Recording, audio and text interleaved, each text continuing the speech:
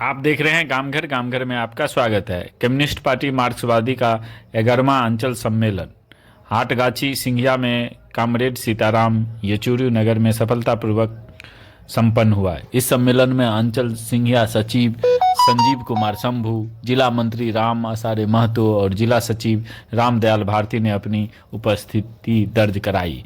किसान और मजदूरों की बड़ी संख्या में भागीदारी। सम्मेलन में संगठन की मजबूती और किसानों मजदूरों के मुद्दों पर चर्चा हुई। आप भी सुने। इसके साथ ही साथियों, हमने कार्यक्रम इस प्रखंड क्षेत्र के अंदर किया है। आप सब जानते हैं कि भाजपा की गोद में बैठी है नीतीश कुमार की सरकार, जो बिहार के अंदर सत्तासीन है। इसने एक पुरकिया फरमान जारी किया कि जल जीवन हरियाली के नाम पर हम तालाबों को, हम नदियों को स्वच्छ करेंगे। अच्छी बात है, तालाब गंदा हो गया उसको साफ करो, नदियां गंदी हो गई, भोथरी हो गई, उसकी सफाई करो, उड़ाई करो। लेकिन गरीबों के कब्र पर अगर तुम करोगे तो लाल झंडा इसको बर्दाश्त नहीं करेगा। और हमारी स्टेट कमेटी ने, समस्तीपुर की जिला कमेटी ने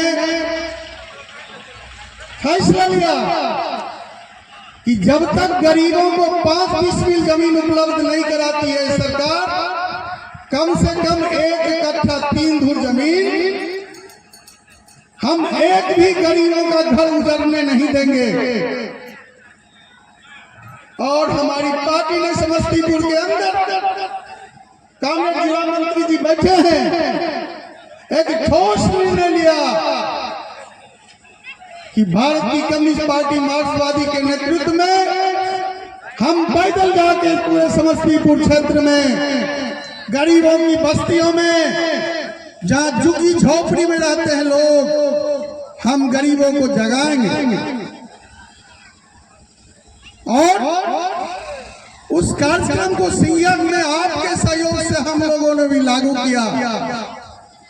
5 दिनों तक चिल्लाती धूप में, चिलचिलाती धूप में सैकड़ों की तादाद में हम लोग लाल झंडा कंधा पर लेकर, कहां पबरा, कहां वो सनहक्का ब्लॉक खरघट्टा, कहां भराट बेला पिपरा सुम्भा बस्ती, और कहां राजघाट, पैदल यात्रा करके 60 से ज्यादा कॉर्नर मीटिंग करके हम लोग यहां से 4 बसों में और 7-8 टेम्पू, डुमरा से जो महादलित मूसर भाई थे, अपने पैसे से 2-2 टेम्पू बीचाओं पर भर के गए थे उसमें। और हमें याद है कि बिहार के 34 कलेक्टर के यहाँ प्रदर्शन था। 20 लाख गरीब बिहार के अंदर घर से निकलकर अपने कंधा पर लाल झंडा लेकर नीतीश सरकार को चेतावनी दिया कि हम कोई कौआ मैना नहीं है कि जमींदार के पेड़ पर घोंसला बना के रहेंगे। हम पैदा होते हैं सरकारी जमीन में, मरने के बाद कब्र भी होता है सरकारी जमीन में। हम भी इंसान हैं और आजादी के 75 सालों बाद हमारा पूरा हक है। बिहार के अंदर, भारत के अंदर बीपीपीएससी एक्ट बना हुआ 1948, 1954, 1967, जिसे संसद में संपुष्ट किया गया था। लाल झंडे की लड़ाई के बाद श्रीमती इंदिरा गांधी ने पूरा निरीक्षण करके, पूर्ण परीक्षण करके उसको संपुष्ट किया था लाल झंडे के दबाव में कि हमें बसने के लिए 10 डिसमिल कानून। नीतीश ने कहा हम 5 डिसमिल से बेसी नहीं देंगे। हमारी पार्टी ने कहा कि इंदिरा आवास का मकान दे दो, 5 डिसमिल जमीन दे दो, हम तुम्हारा पोखर का भिंडा छोड़ देंगे। और जब तक तुम नहीं दोगे तो कोई माई का लाल पैदा नहीं लिया। जब तक लाल झंडा का एक भी सिंबल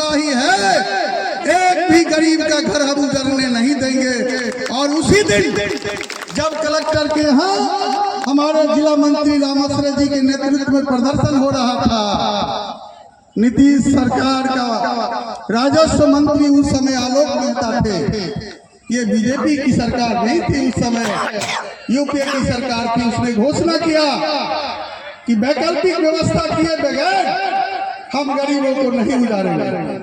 और उसी दिन नीतीश कुमार ने इमरजेंसी कैबिनेट की बैठक बुला के 8 बजे शाम में घोषणा किया कि तत्काल घर उजाड़ी पर रोक लगा। अरे पागल, जब तुमको वैकल्पिक व्यवस्था देना था तो गरीबों के डर से तो तुमने दुनिया फरमान जारी क्यों किया? तो गरीबों के आंदोलन में ये ताकत होता है। कभी कभी जमींदार कहते हैं कि हो गल हो ललका झंडा उठा के नेता और अपन पेट भरे छे, तोरा की दल को। आप उससे कहिए कि नीतीश कुमार जैसे जिद्दी आदमी को लाल झंडा के गरीबों की हिंसा में घुटने टेकने पर मजबूर कर दिया।